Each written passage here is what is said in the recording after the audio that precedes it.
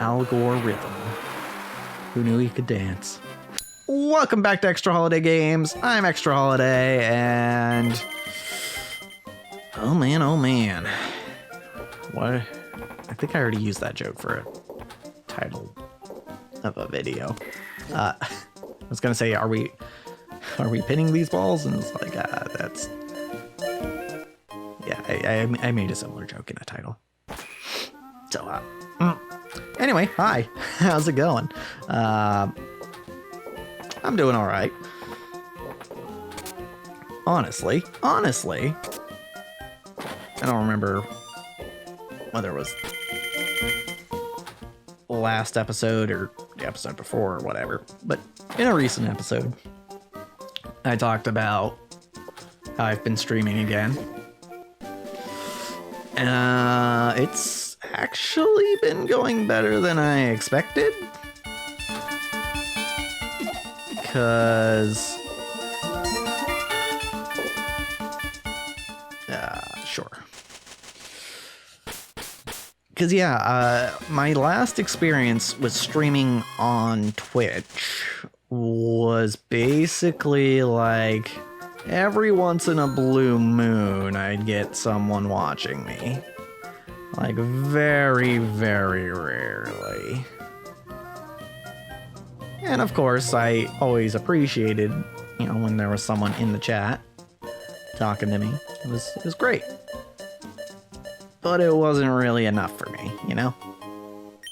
So I was like, that's part of the reason why I moved to VStream when that was an option. I just was like, I need a platform where people watch me, people will talk to me, and Twitch just ain't doing it. So I did change platforms. And before anyone says anything, yes, I was also streaming on Trovo and YouTube, but it wasn't too much better there.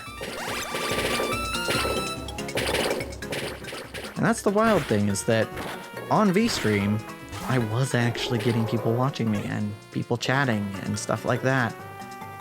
Which is partly why I was like, kind of sad that, you know, VStream was closing down. And, you know, I was kind of hoping, I don't know that I expected it, but I was kind of hoping that it was going to be, you know, an April Fool's joke. It's like, you thought we were going to close down, but actually we're launching this new thing. That's what I was hoping for, but it's not what happened. Unfortunately. However, since going back to Twitch, some of the people that were watching me on VStream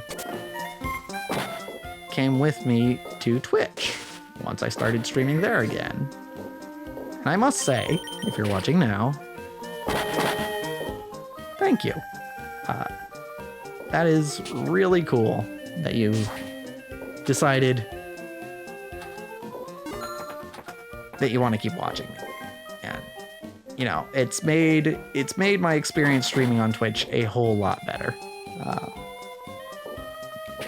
Because now I more frequently have people in chat, people to actually talk to and have conversations with while I'm streaming. Because I've said it before, if I just wanted to play games for an audience, I'd just film more episodes of this show, you know? Because it's easier to me than it is to stream. You know, I can go in afterward and edit and add all sorts of corny jokes or whatever, and future me can do stuff. It's all funny and whatever. Honestly, I definitely prefer recording this show to streaming with nobody in chat. And I feel like that's not the strangest thing, but it's also maybe not the most humble thing to say. Just, you know, part of me really wants to be like, no, I just want to do it because I love doing it, you know?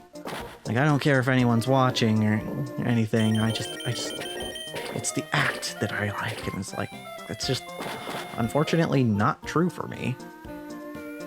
That's, I mean, kind of the same thing is true for me on this channel. It's a similar feeling, because I don't know if I'd call myself like the second generation. Oh right, I remember the metaphor that I've used before. So I am a film and media studies major, so film history is kind of was part of my curriculum for my degree that I still haven't finished. But there's this generation of filmmakers known as the movie brats. And the idea is that these weren't the first people to start making films. These were the people who watched the first people who started making films, right? And they got ideas, and they started kind of formalizing, you know, what a movie was,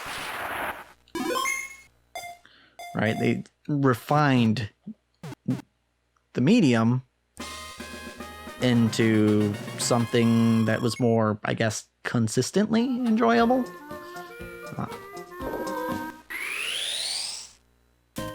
And I feel like this is, again, throwing humility out the window. I feel like I'm kind of part of that generation of YouTuber, specifically, but, you know, content creator in general, where I'm like, I more or less, quote unquote, grew up with people like Game Grumps, like Markiplier, like Jacksepticeye, who were doing this long before me, but I saw what they were doing. I kind of studied what they were doing. And when they started making a living off of this, I was like, oh, that's a possibility, right? Right? And it's not like I'm trying to get rich doing this or anything, right? But the idea that I could make a living doing something like this, potentially, was very appealing to me. And is part of why I do this. The fact that I would not, almost definitely would not have spent this much time on this channel if not for the fact that eventually I might be making ad revenue on it, or, you know, getting sponsorships, or, you know, however else YouTubers get paid.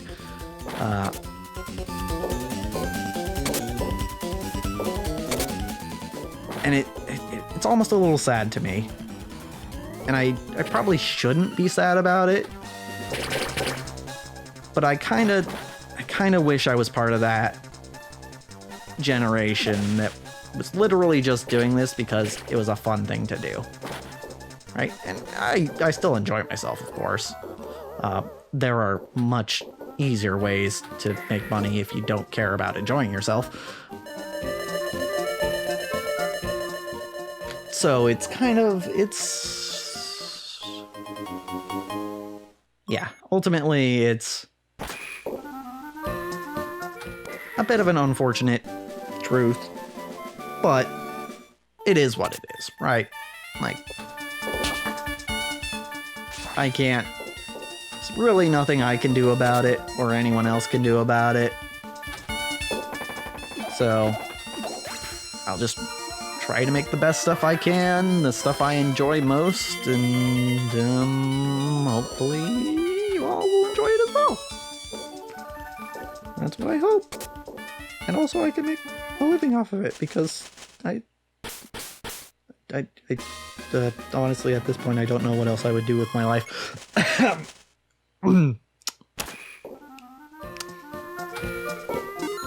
Yep. Yeah, I have actually pretty much, after pretty much failing what was supposed to be the easy path in life, I've kind of come to the conclusion that, yeah, there is no easy path. I might as well do what I want to do. Even if it might be a little bit harder.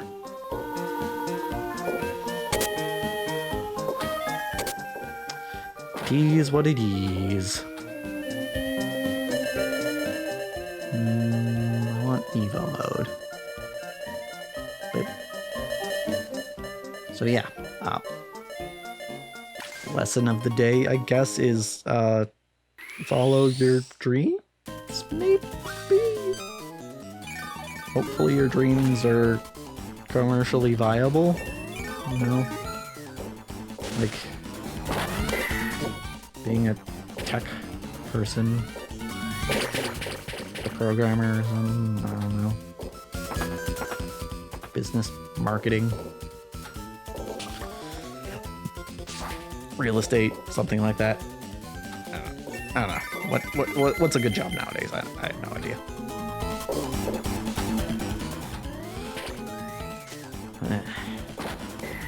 Yeah. Hello. Back on the subject of streaming. I am a bit of a bit of a strange streamer. I was watching a Doki Bird VOD.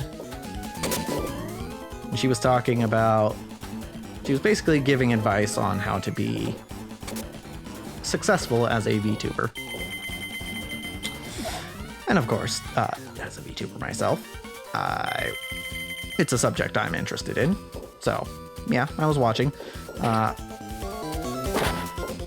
And one of the things she was talking about, with not even just being a VTuber specifically, but as a streamer, is she was saying, basically, there's two ways to be a successful streamer. You either are a niche streamer who does a very specific thing for a very specific crowd and does it, I don't know, well, or at least in a unique way. You know, you find a market, so to speak, that is undersupplied, and you supply it with your content. Or, and I should probably be obvious that I'm paraphrasing, but I'll say it anyway. Or you follow the flavor of the month. Right? You're a variety streamer, and the variety of things you stream is determined by what everyone else is doing.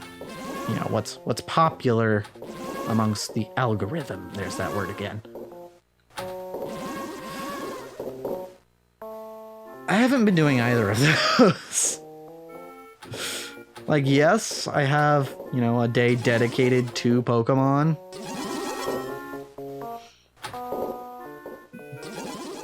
But I'm not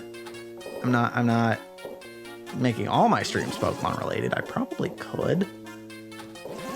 But the fear in me is that I would get tired of it before, you know, I got a chance to shift my content in a different direction.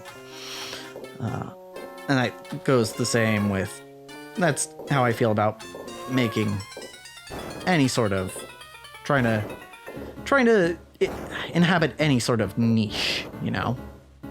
But at the same time, at the same time, I am kind of a hipster. I don't like doing what everyone else is doing. So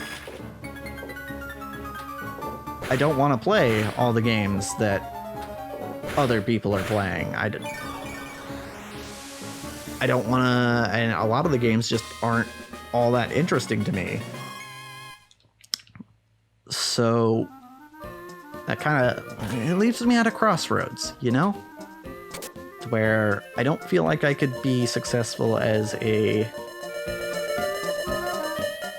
niche streamer, and I don't feel like I could be successful as a variety streamer, at least not in that way. Which means that if I'm to continue as is,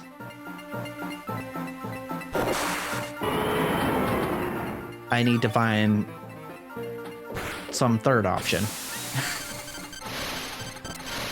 A variety streamer that doesn't follow the trends, I guess, or like a semi-niche streamer. To be honest, I think there are streamers out there that are variety streamers that don't follow the trends and do succeed, but it's probably not nearly as consistent a method as, you know, playing what everyone else is playing. You know? Joining the bandwagon. And the problem, kind of one of the other problems I have with being that kind of variety streamer where that just does what everyone else is doing, is that generally I assume that if I'm seeing someone do something, that it's already been done to death, basically. Right? I've said it before, I have kind of, well, I said I'm a hipster, and this is kind of just rephrasing that, but I have a potentially unhealthy obsession with novelty. So if I've seen someone do something once, then yeah, to me it's basically been done to death, and it's not worth doing myself because everyone's already done it. There are a few exceptions to the rule. The idea of a living world in Dungeons & Dragons, or a tabletop RPG, you know, a world in which an original world, I should say, in which multiple campaigns take place and can influence each other.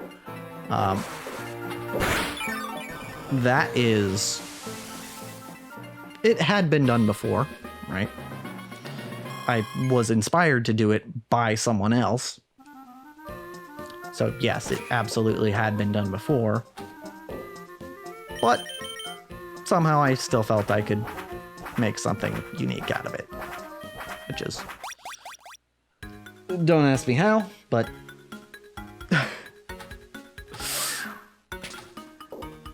we're actually still pretty much in the infancy stages of that world, so we'll see, I guess.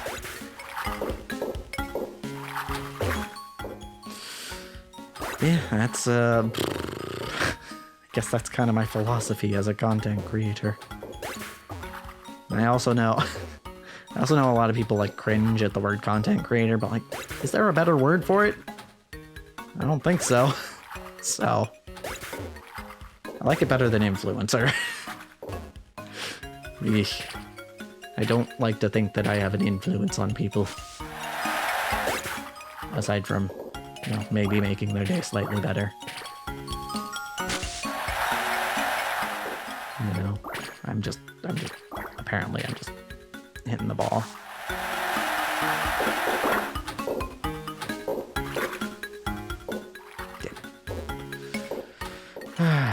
Okay. Yeah, it's weird. Making stuff is weird, especially on the internet, especially when money's involved. Which, I mean, it isn't for me just yet, but, well, that's not true. I am spending money on it. I'm just not making money on it. We'll get there. We'll get there. I got a text from an old high school friend the other day. I was like, oh, because he knows I do YouTube and stuff. He was like, oh man, it looks like your channel's doing pretty good. And I was like, yeah, it's pretty good. I mean, it only took me, 5 years to get to this point. But it ain't a race. Truly, well and truly, it ain't a race.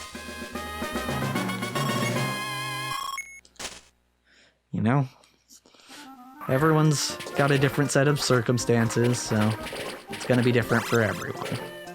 Right? So. Yep. Got a Master Ball. That's neat. And hopefully, it'll still be neat next time. Because, as for this episode, that's a wrap.